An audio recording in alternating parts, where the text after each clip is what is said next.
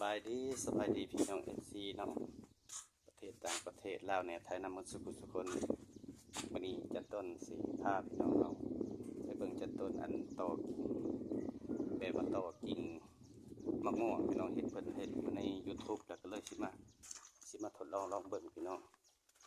ว่าเฮ็ดมาเทื่อนึงแล้วก็สิประมาณ2-3 อันแหละแล้วเฮ็ดติดอันนึงพี่น้องแล้วมื้อนี้แหละสิเฮ็ดลองมือ2อีกไปเบิ่งกันพี่น้อง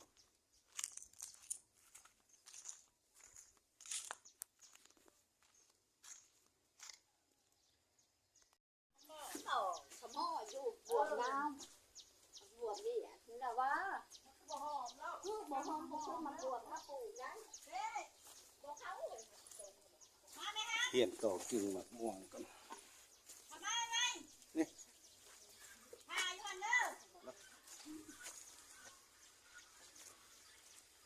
โอ้เอาทองยางมาปาดใส่น้อ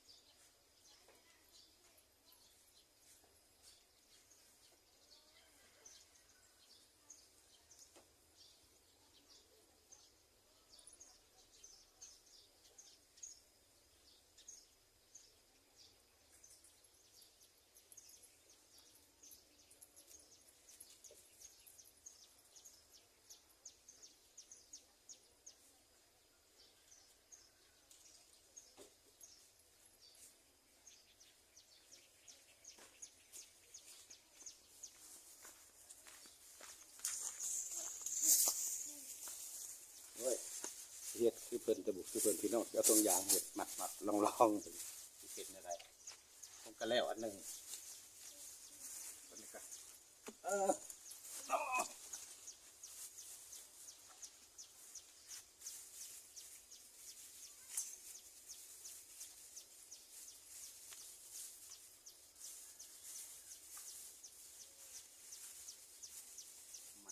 กัน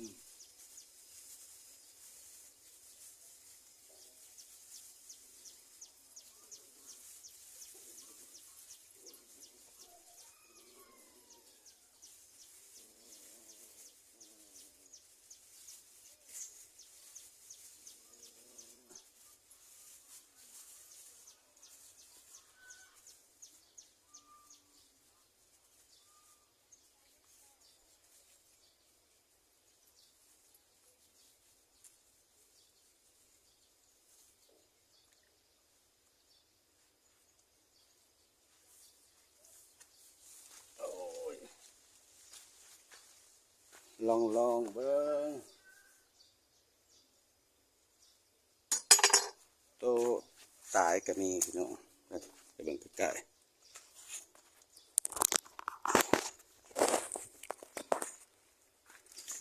ตัวนั้นตายตัวนี้ของก็เห็ดใหม่ลองเบิ่งพี่น้องเห็ดแบบนี้นะตัวนี้กันบ่ให้น้ำเข้า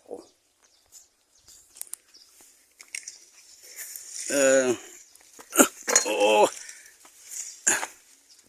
ตัวนี้ก็ต่อมือนี่ลองเบิ่ง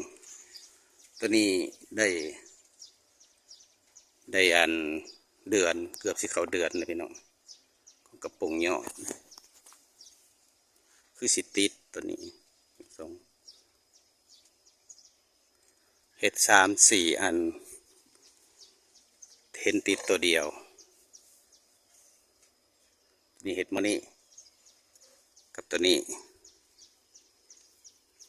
ลองเบิ่งบ่มีผ่าเต็บหัดพี่น้องเลยเอาทงยางธรรมดาเห็ดเอาทงยางธรรมดาเห็ดลองเบิ่งตัวนี้เบิ่งยอดคือสิติดพี่น้องตัวนี้มีอันเดียวตัวนี้เป็นต้นหมักม่วงหมักม่วง3 เดือนหมักม่วงปลูกกัน3 ปีแล้วกินหมากตัวนี้เป็นหมักม่วงหมักน้อยๆหมากบ่ใหญ่หมักม่วงเลยเอาอันเบี้ยหมักม่วงพันมาเน็บใส่มาต่อกิ่งใส่ลองเบิ่งพี่น้องสิได้ผลหรือบ่ได้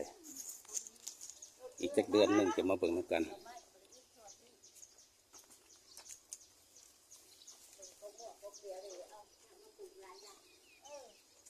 ลองเห็ดลองเบิ่งเพิ่นตัวเทิงจักสิติดหรือบ่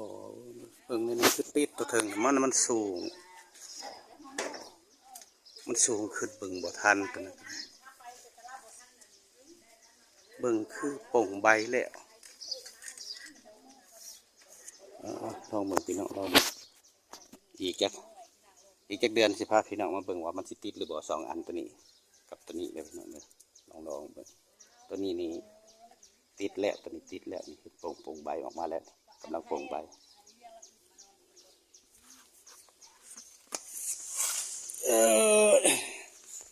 เห็ด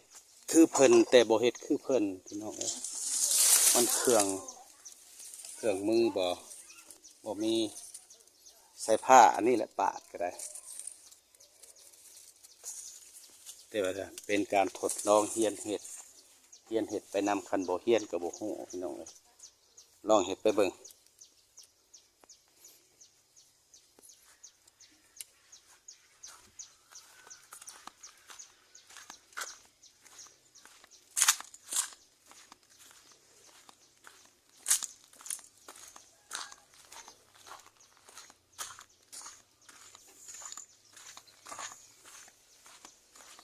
โอ้ยแดด